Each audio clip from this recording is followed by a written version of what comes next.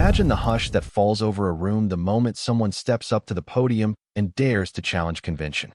Picture a towering mahogany bench illuminated by soft overhead lights, the weight of centuries of legal tradition pressing down on every soul present.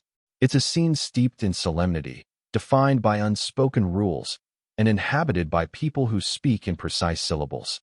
Now, envision that same space shattered by a voice so sharp and sure that even the most seasoned jurist must pause. That voice belongs to Jasmine Crockett. As the gavel's echo fades, a collective intake of breath ripples through the room. All eyes turn toward the podium where Jasmine stands, her posture calm, her gaze unwavering. And at the heart of the bench, Chief Justice John Roberts, a man known for his composure and steely resolve, finds himself caught in that moment of unanticipated stillness. It's a fracture in the accustomed flow of ritual. It's the instant when a new kind of brilliance steps into a place accustomed to reverence. The question that lingers is simple yet profound. What force is this, rising from the podium like a current too strong to ignore? Before that hush, there was preparation. Jasmine Crockett did not arrive in this sanctified hall by accident. Her story begins far beyond those walls, in neighborhoods where the stakes of justice are measured in real lives affected by policy and prejudice. She grew up watching families torn between loyalty to the law and distrust of those meant to uphold it. Early mornings found her in textbooks, late nights saw her in heated debates at kitchen tables, and weekends were filled with community meetings where voices rose in protest and hope intertwined with frustration. These experiences forged in her a sense of purpose, to be a voice for the unheard and a force for change in a system often oblivious to its blind spots. At law school, she earned a reputation not just for her intellect, but for the ferocity of her convictions. Professors would recall her arguments, layered with historical context, buttressed by unflinching logic, and animated by genuine empathy. Classmates would tremble at the challenge of debating her, for Jasmine's questions cut to the core of any assertion, exposing assumptions like a surgeon dissecting a specimen. Yet beneath that intensity was a trait that would make her exceptional in the courtroom, a capacity for connection. She listened for the fractures in people's reasoning, yes, but she also listened for their stories, stories of injustice, fear, perseverance, and hope. And so, arriving at this moment before Chief Justice Roberts, Jasmine carried with her more than just legal briefs and polished rhetoric. She bore the weight of every voice that had been whispered in the margins of power. The single mother fighting a housing dispute, the small business owner facing discriminatory zoning laws, the young student denied access for reasons no law should condone. Each became a thread in the tapestry of her argumentations, lending them a gravity that pure legal theory could never achieve on its own. The case in question might seem dry to an outsider, a dispute over procedural nuances, a technicality about standing. But in Jasmine's hands, it became a narrative about who counts in the halls of justice, about whose suffering is acknowledged and whose is dismissed. The courtroom was packed, representatives of civil rights organizations, law clerks taking meticulous notes, reporters hunting for a headline. Visitors jostled in the gallery, curious to see how a congresswoman turned advocate would fare before the Supreme Court. And Roberts, presiding with that familiar hawk-like gaze, leaned forward slightly, as if bracing himself for the first volley. What happened next rippled through that room like a tremor. Jasmine began not with legalese, but with a story of a young man named Elijah who'd walked into a courthouse with hope clenched in his fists, only to be told by protocols he didn't fully understand that his voice didn't meet a threshold of evidence. She painted his fear as he stared at judges in robes, an expression oscillating between reverence and dread. She described how he left that day with his dreams deferred, branded not by guilt or innocence, but by bureaucratic indifference. As she spoke, Robert's stone-like expression softened for a fraction of a second, as if he recognized that beneath every case number lies a human pulse. Then she wove the legal argument, a seamless thread connecting statutes, precedents, and constitutional mandates. She cited cases that stretched back decades, not as dry precedents to be recited, but as living decisions shaped by social currents. When she referenced Marbury versus Madison, she spoke of Jefferson's unease and Marshall's audacity, drawing a line to modern-day echoes of those tensions. She didn't merely quote the text, she gave voice to the ideals behind it, reminding the justices of the lofty promise of judicial review, that law serves people, not the other way around. But it was her questions, peppered throughout her argument, that set off the tremor. How can we claim to protect liberties when we bar those who can't navigate procedural mazes? What message does it send when justice demands perfect paperwork over palpable pain? Are we a court that shields power structures, or one that lifts voices stifled at the margins? Each question landed like a stone thrown into still water, sending ripples to every corner. And Roberts, steadier than most, found himself responding with a subtle shift, eyes narrowing, lips pressing into a thin line, as if recalibrating his understanding on the fly. The exchange was electric. At one point, Roberts attempted to steer the conversation back to precedent, citing a narrow interpretation from a lower court decision. But Jasmine gently dismantled his premise, pointing out how that interpretation, if left unchecked, would silence countless voices whose struggles don't fit neatly into legal checkboxes. Respectfully, Chief Justice, shouldn't the living Constitution breathe life into those cases instead of suffocating them? Her words hung in the air, a challenge neither too confrontational nor too meek. What followed was a moment that reporters would later call the Roberts pause. For more than 10 seconds, Roberts sat motionless, scanning the pages in front of him as if they'd suddenly revealed some hidden truth he'd never seen before. The courtroom's ambient rustle faded to a hush so complete that even breathing felt intrusive. In that silence, one could imagine the gears turning behind Roberts' composed facade, recalibrating decades of interpretive habit. The tension burst when Roberts leaned forward, adjusting his glasses. "Ms. Crockett," he began, his voice measured but carrying a trace of genuine intrigue. "Your argument suggests the court has strayed from its constitutional mandate. Are you implying that past decisions lacked this very spirit?" It was a question loaded with gravitas, as though the Chief Justice was both challenging her and inviting her to show how deep her conviction ran. Jasmine's response was immediate, grounded not in rhetorical flourish but in unshakable substance. She told him about Amos and his struggle, a man incarcerated for a parole technicality so arcane that even his defense attorney admitted to being baffled. She described how Amos' paperwork was lost in a bureaucratic shuffle and how, as a result, he spent 6 extra months in a cell. She made Roberts see that these weren't isolated anomalies, but symptoms of a system that often conflates procedure with justice. Chief Justice, the Constitution doesn't draw its power from how meticulously we cross our T's. It draws life from ensuring justice is accessible to all, not just those versed in legalese. At that moment, the tension in the courtroom transformed into something different. A collective realization that watching this exchange meant bearing witness to more than just an argument. It was a glimpse of history in the making, like watching two epics collide. The old guard of judicial formalism pitted against a new wave of human-centric advocacy. Observers would later recount how Roberts' expression flickered between skepticism and grudging respect, how his fingers tapped the arm of his chair twice, and how his next question carried a hint of concession. Then how do we balance the integrity of established precedent with this call for greater accessibility? The question was both a bridge and a battleground. Jasmine seized it, guiding the conversation toward concrete solutions. She proposed a framework where the court would recognize certain categorical exceptions, cases where procedural technicalities have historically disenfranchised marginalized communities. She cited empirical studies demonstrating how language barriers, lack of legal representation, and socioeconomic obstacles disproportionately prevent full participation in legal processes. She argued for a tailored approach, not a broad dismissal of precedent, but an evolution, one that respects the foundation while allowing it to accommodate new realities. As she spoke, her voice conveyed urgency without hysteria, conviction without dogmatism. Outside the courtroom, news channels began to buzz. Clips of the exchange circulated on social media with captions like "Crockett rebukes Roberts" and "Justice on trial." Viewers debated whether a congresswoman could truly shift the court's perspective, whether this moment would echo through future opinions. Legal blogs dissected her every citation, praising her ability to distill complexity into compelling narrative.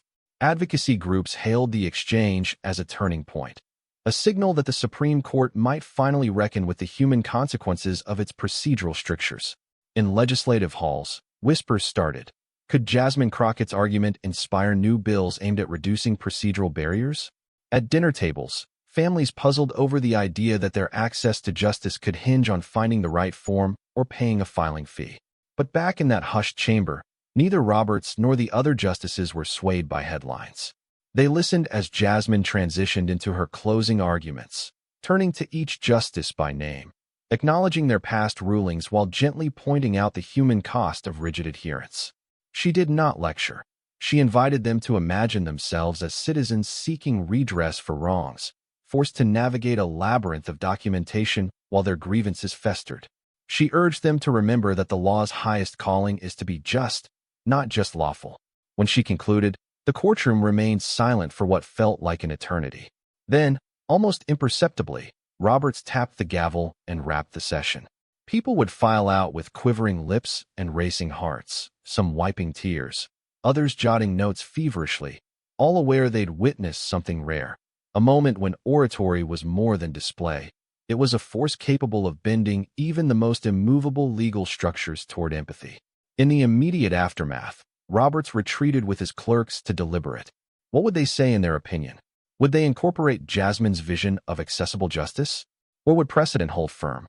Some insiders whispered that Roberts, known for his cautious approach, would likely issue a narrow ruling, acknowledging the concerns but limiting the court's reach.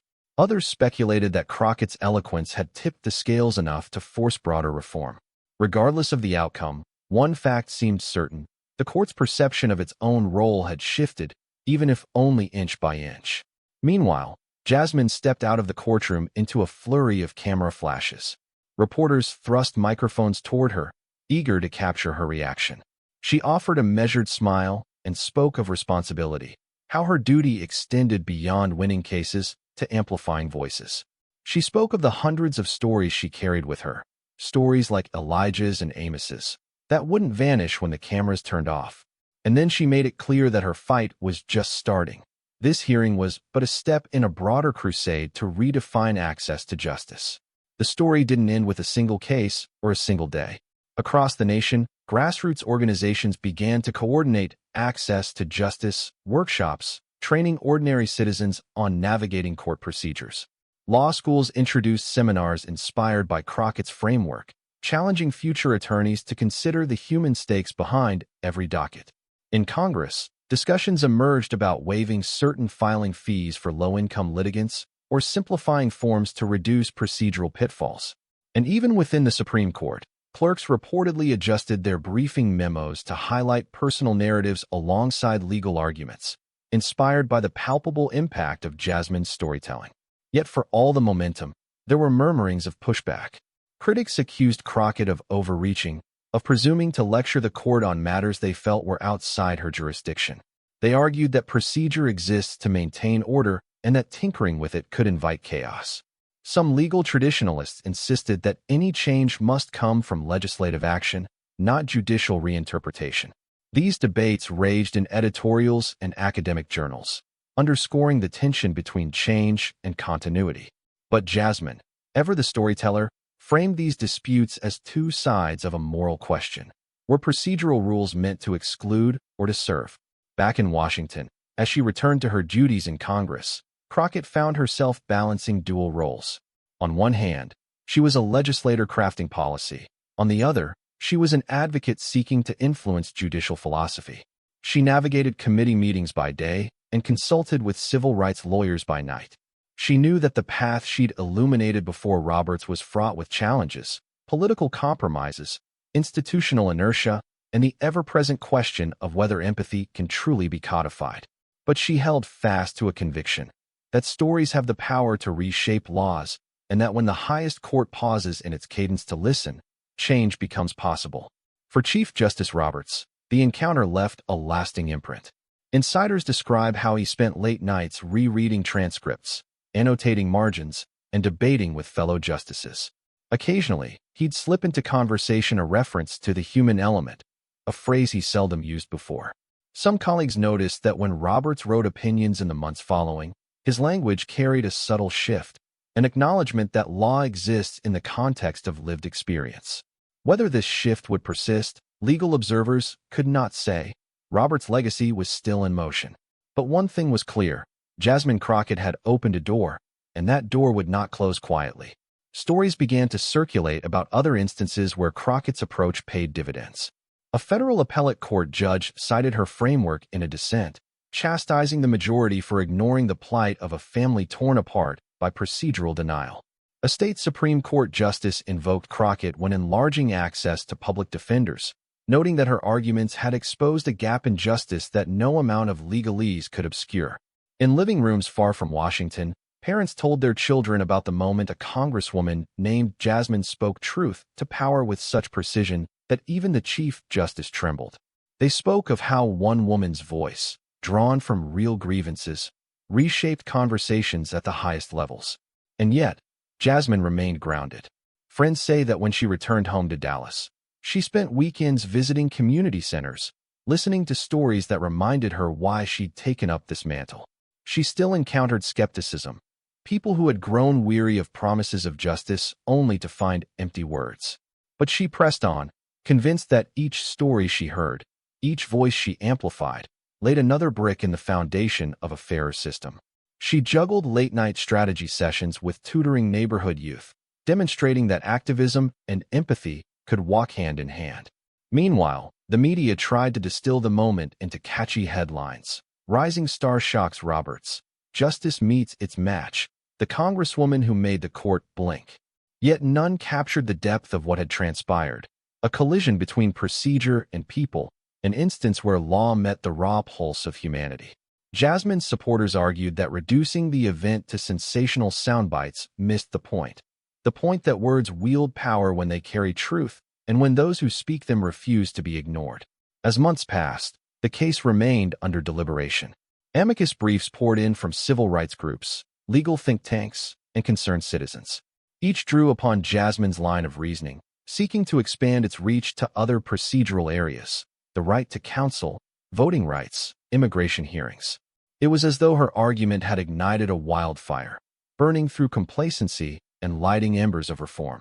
The court's final opinion, when it came, was cautious, affirming narrow relief but signaling openness to deeper review. To some, this was a victory. To others, a reminder of how slow institutional change can be. But for Jasmine, it was proof that even the smallest crack in a fortress can widen if enough pressure is applied. In private, Roberts reportedly acknowledged to close colleagues that he'd underestimated the power of Jasmine's narrative. He admitted that, though he had prepared for legal assault, he had not anticipated being confronted by a story with visceral urgency.